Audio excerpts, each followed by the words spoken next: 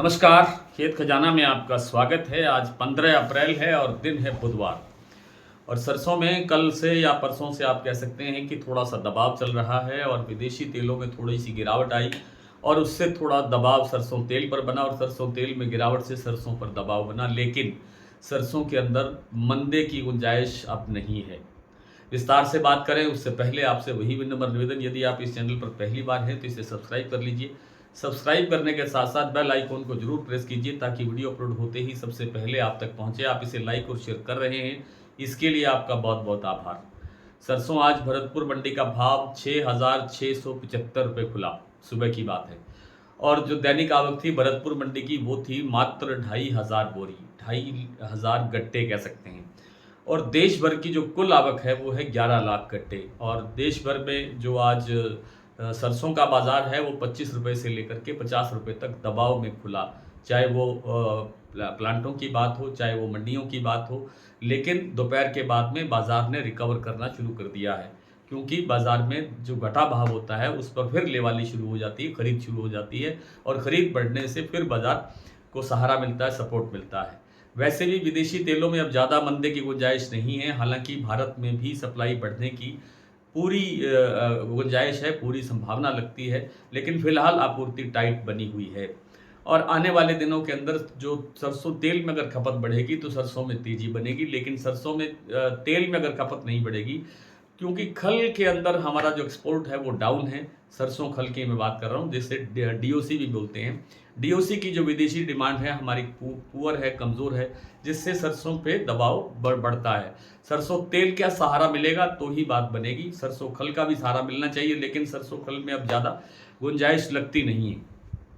तो यहाँ से सरसों के अंदर गिरावट की गुंजाइश बहुत कम है।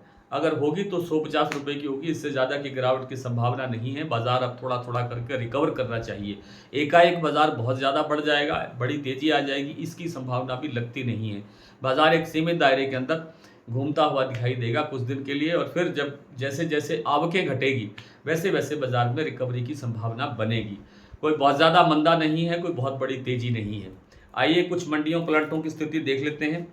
इस समय भरतपुर का जो भाव है वो 6,700 रुपये हुआ है। 25 रुपये बाजार सुबह से प्लस है, सुबह से सुधार हुआ है, कहने का मतलब ये है। सुबह 6,675 रुपये खुला था, अब 6,700 रुपये का बाजार बोला जा रहा है। जयपुर 50 रुपये टूटा जरूर है, लेकिन अब फिर 25 रुपये का सुधार बता रहे हैं। लेकिन भाव सुबह का ही बताना पड़ेगा, 7150 रुपये।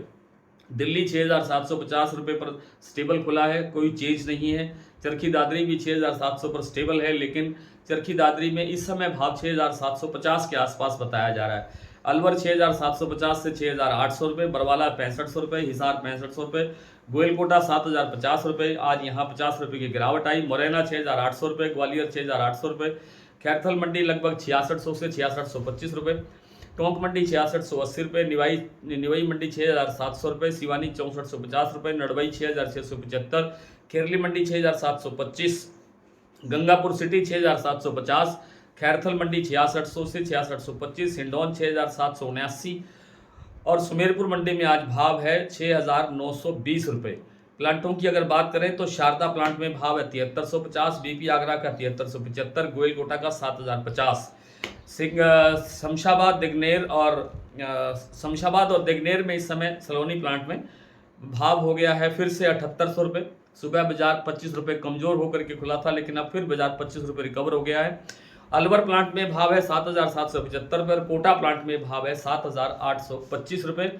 बूंदी और अलवर जो अडानी के प्लांट है वहां पर भी आज कोई चेंज नहीं हुआ। बूंदी 7,050 पर है और अलवर है 7,000 रुपये पर स्थिर।